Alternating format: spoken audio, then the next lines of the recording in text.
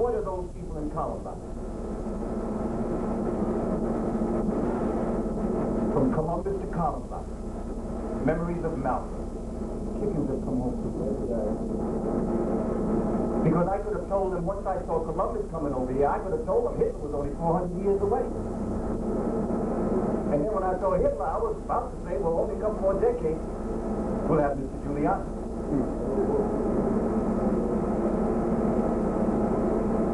As a people, these are things that we have to face. But fortunately for me, fortunately for us, Mr. Giuliani messed with the Haitian community. So when you mess with the Haitian community, you're messing with who done. And when they put a juju on you, don't be surprised when both of you get prostate cancer within 2 weeks of each other.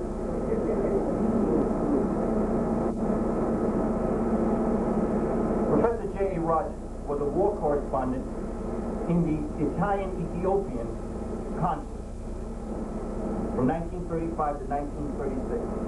He worked for the Pittsburgh Courier, thus becoming the first, it says here, Negro, you understand context, right? African-American war correspondent in U.S. history. And he also wrote an illustrated feature called Your History for the Pittsburgh Courier. He lived in the heart of Harlem at 37 Morningside Avenue, accumulated a magnificent library and entertained a wide group of interesting guests. For more than 50 years, he was one of the foremost Negro African-American historians in the United States.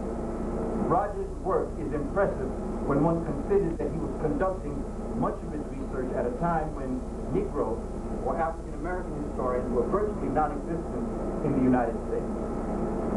He published As Nature Leads in 1919, which we have here. The Approaching Storm in 1920. Maroons of the West Indies and South America in 1921. Blood Money in 1923. The Ku Klux Klan Spirit in The Messenger in 1923. The Golden Door in 1927. And this evening's presentation on Sex and Race, Volume 1 and 2. Nature Knows No Color Line, which we have here. World's Great Men of Color, Volume 1 and 2. Superman to Man with Complete Proof in 1934. And Your History from the Beginning of Time to the Present in 1940. Through much dedication, Rogers has painstakingly unearthed quite a bit of data relating to the black man and his past. His studies reveal the truth that historians have rewritten history to exclude, ignore, or recast black achievements by ascribing these achievements to Europeans. Throughout Rogers' extensive travels in Europe, he made the observation of black Madonnas, not to mention the many effigies of Jesus Christ being black, in St. Peter's Cathedral, in Nuria, Spain, Avrain, France, Switzerland, and Italy, and the Vatican has a postage stamp with this black woman and child's effigy on it. Germany, Poland, Portugal, and Russia also. Through archaeological findings in Europe, Rogers was amazed that a lot of prominent figures were black, when in America they were falsely depicted as being European. This did nothing but add fuel to his desire to unearth the hidden truths about the black man. Thus he recorded his many findings in his books with pictures included as proof. Rogers lacked what they called proper scholastic credentials, which made it difficult getting his work published, so he published it himself. Although some historians later confirmed his claim to be accurate, they still left Rogers largely unacknowledged for the work that they took from him. Rogers' work is impressive when one considers he was conducting much of his research at a time when Negro historians, African-American historians, were virtually non-existent. Du Bois said, "I've learned a lot from J.A. Rogers. He has done a lot of work without funds and at much personal sacrifice. But no man living has revealed as many important facts about the Negro race as Rogers." Henry Anderson said that Rogers is a walking encyclopedia. And his achievements, J.A. Rogers' achievements, include being a member of the American Geographical Society, the Academy of Political Science, the Paris Society of Anthropology in 1930. He also was a speaker at the International Congress of Anthropology that was opened by Paul Dumas, who was the president of France. His books and personal library are at Fisk University. Now you can understand a man born at the time he was born, searching the world as he did, he was very much alone. And we wonder what kind of spirit would have developed this kind of understanding in a man like J.A. Rogers and his dedication to come. And you know, when I was doing this research, and this evening, what this should do also for each and every one of you is, what can you do? This is what he did. And whatever you do in your life, or whatever you would like to do in your life, how can you put this kind of dedication? You see where we come from as a people? This is who we are and who we've been throughout history. We have had our good and our bad. There's no question about that. Let's put that comment to the side, but let's deal with us as a people. The fact that we're still here is such a comment to the tenacity and the power of the human spirit. And that we as a black people emulate this.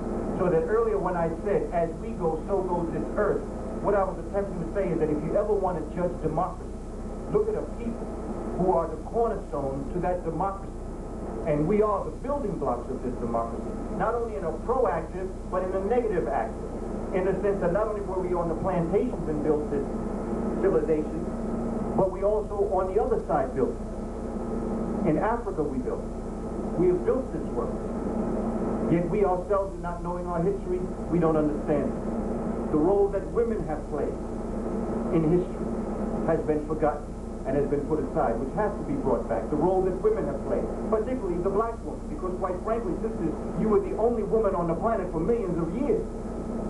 And then a couple thousand years ago, being in this ice age, we began to depigment ourselves and began to change the structure of our phenotype, our physicalness, and our morphology.